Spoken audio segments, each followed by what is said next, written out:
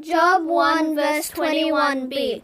The Lord gave and the Lord has taken away. Blessed be the name of the Lord. Today we are going to learn about Job. Job lost everything that he once owned. Job was the richest in the land, rich as cattle he once had. Job does not believe in sin. He trusts in God and God loves him. Throughout his life he faced hardships, but at the end he overcame it. In this story we will learn about the man that lived in us. He taught us to stay faithful. Now let's learn more about Job. Long ago there was a rich man called Job. Job was a righteous man. He did the good things and not the bad things. Job trusted God and God blessed him very much. Job owned 10 kids, 7,000 sheep, 3,000 camels, 500 oxen, donkeys, servants, money. He was one of the most richest people in the land. But one day, Satan went up to God and he said, "What brings you here?" "Your servant Job." "What's wrong with him? He obeys me, he trusts me, he knows what's the right things, he respects me." "He only respects you because you gave him everything he needed. If you take that away, surely he will curse you and turn away from you." "I know what he is like. He will never turn against me. Do as you say to test him, but don't hurt him." Satan took everything Job owned. Satan took his 7,000 sheep, his 3,000 camels, and of course, Satan took away Job's 10 precious children and the rest of his family. Satan took away Job's 500 pairs of oxen and every single servant he owns. Satan took away Job's money, riches, and all his valuable items. Satan also took away Job's home, so now he has nowhere to live at all. Now Job owned nothing. But throughout all this, Job still loved and trusted God. Satan saw that his plan had failed, so he went back to God and said, "Okay, God, but he will definitely turn away from you if you take away his health." And so Satan went up to Job and took away his health and gave him super painful boils and burns. Feeling miserable, Job sat on some ashes and stayed there.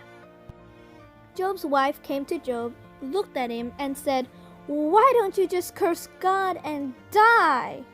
"No, you are speaking foolishness.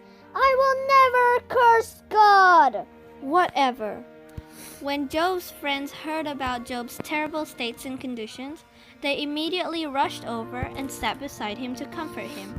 Now they sat there for several nights and several days. Nobody said a word until one day Job's friends accuses Job and says, "What have you done, Job? Surely God has punished you for something bad that you have done. Tell us what you've done." "I've been good. I've done nothing wrong." "No, there is no way God will punish a good man." "I've been good. I'm telling you the truth." "No, you are proud and selfish and won't admit it. You deserve all of this." "And you're a terrible friend saying I've done terrible things." "No, you're a terrible man." Suddenly, God's voice appears and he says, Who is asking questions about whether I'm doing the right things or not? I'm just, and I know what's right. I created the world. I control the seas. I know what I'm doing. Then God said to Job's friends, You are wrong. These terrible things happening to Job does not mean that he has done something bad to deserve it. Because Job was faithful, God restored his health and gave back everything Job lost. In fact, God actually gave Job twice the amount of things he used to own. God gave Job double the amount of his sheep, his camels, his donkeys, all of his pairs of oxen, lots more children, double the amount of servants, and money, riches, everything. God doubled it all. Throughout all this, Job never stopped praising God. God loved Job, and because of this, God blessed Job and gave him everything he owned. The moral of this story is 1. Never doubt God. 2. God can work in ways we don't understand. And lastly, always trust God no matter what you're facing.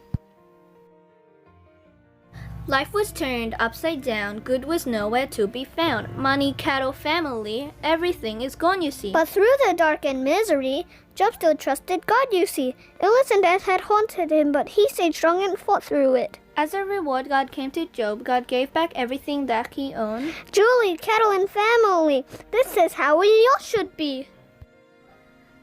Now we're finished learning about Job. God gave back everything that he owned. Job stayed faithful till the end, and God rewarded him again. Job did not curse God, you see. God was like Job's family. His friends accused him, but they were wrong. And now we know the story of Job. In this story we have learned about the man that lived in us. He taught us to stay faithful. Now we know more about Job.